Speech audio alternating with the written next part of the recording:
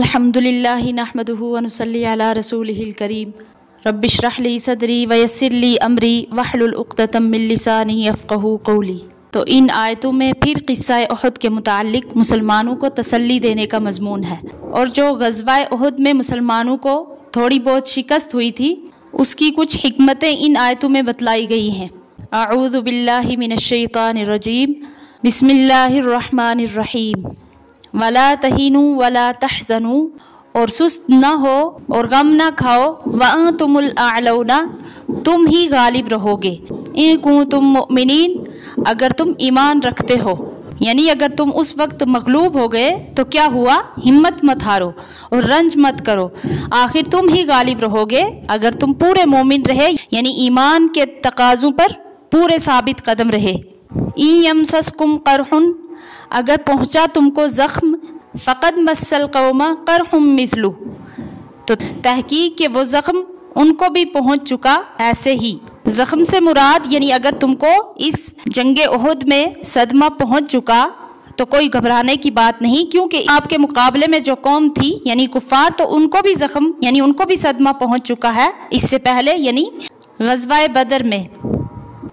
और आगे फरमाते हैं अल्लाह ताला, वतिलकल अय्यामु नुदाविलुहा बैनन्नास, कि ये दिन जो है इनको हम बदलते रहते हैं लोगों के दरमियान, यानी कभी एक कौम को गालिब और दूसरी को मगलूब कर देते हैं, तो कभी उसका अक्स कर देते हैं। तो ये भी अल्लाह ताला की हिकमत होती है। अल्लाह ताला फरमाते हैं ये भी मेरी हिकमत से होता है।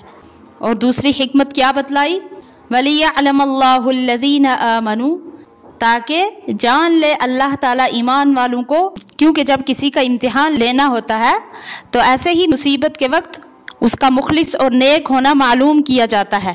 और तीसरी हिकमत ये है, वयत्तखिज़ मिनकुम शुहदा, कर दे तुम में से शहीद, यानी तुम में से बाज़ों को शहीद बनाना था।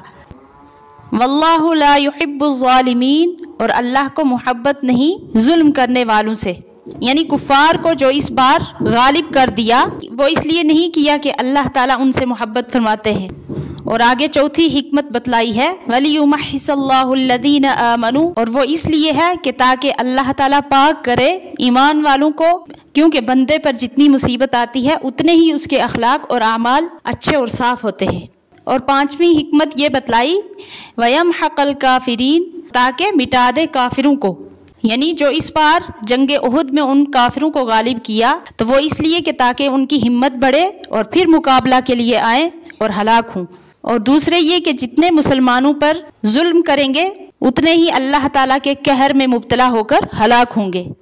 अम हसिबतुम अन तदखुलुल जन्नता, क्या तुम ख्याल रखते हो कि तुम जन्नत में दाखिल हो जाओगे।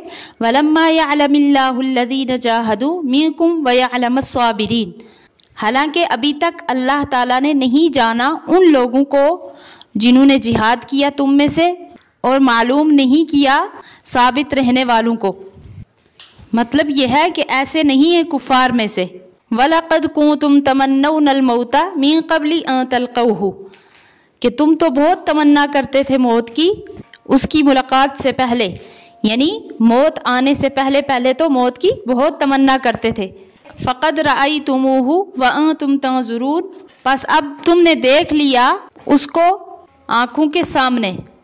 तो ग़ज़वा उहद का वाक़या अपनी पूरी तफसील के साथ इसी सूरत में बयान किया जा चुका है, जिसमें ये बात मालूम हो चुकी है कि इस जिहाद में मुसलमानों की बाज़ कोताहियों की वजह से शुरू में फ़तह होने के बाद फिर मुसलमान को शिकस्त हुई। 70 सहाबाए किराम रज़ी अल्लाह अन्हुम शहीद हुए, हुज़ूर सल्लल्लाहु अलैहि वसल्लम को ज़ख्म आए, मगर इन सब उमूर के बाद फिर अल्लाह ताला ने जंग का पांसा पलटा और दुश्मन पसपा हो गए। ये जो शिकस्त हुई ये 3 वजह से हुई। पहला ये कि हुज़ूर सल्लल्लाहु अलैहि वसल्लम ने जो हुक्म तीर अंदाज़ों को दिया था वो बाज़ असबाब से उन पर कायम न रहे, क्योंकि उस बारे में इख्तिलाफ हो गया। यानी जब शुरू में मुसलमानों को फतह हुई तो वो जहाँ आप सल्लल्लाहु अलैहि वसल्लम ने उनको बिठाया हुआ था वहाँ से वो उठकर चलने लगे कि अब कुफ़ार भाग गए हैं, तो इसमें इख्तिलाफ हो गया। तो बाज़ ने कहा कि आप सल्लल्लाहु अलैहि वसल्लम के कहने के मुताबिक यहाँ से हटना नहीं है, اور بعض وہاں جو اپنی جگہ چھوڑ رہے تھے تو وہ اس لیے کہ آپ صلی اللہ علیہ وسلم کے کہنے کا مطلب یہ تھا کہ اب جب کفار مغلوب ہو گئے اور وہ بھاگ گئے تو اب یہاں رہنے کا کوئی فائدہ نہیں ہے، تو اس لیے وہاں انہوں نے جب اپنی جگہ چھوڑی تو کافروں نے پیچھے سے آ کے پھر حملہ کر دیا۔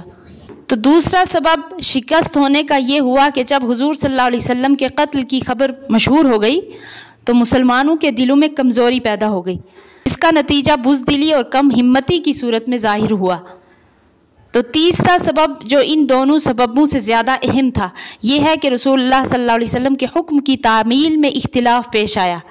تو یہ 3 لغزشیں مسلمانوں سے ہو گئی تھیں جن کی بنا پر ان کو عارضی شکست ہوئی۔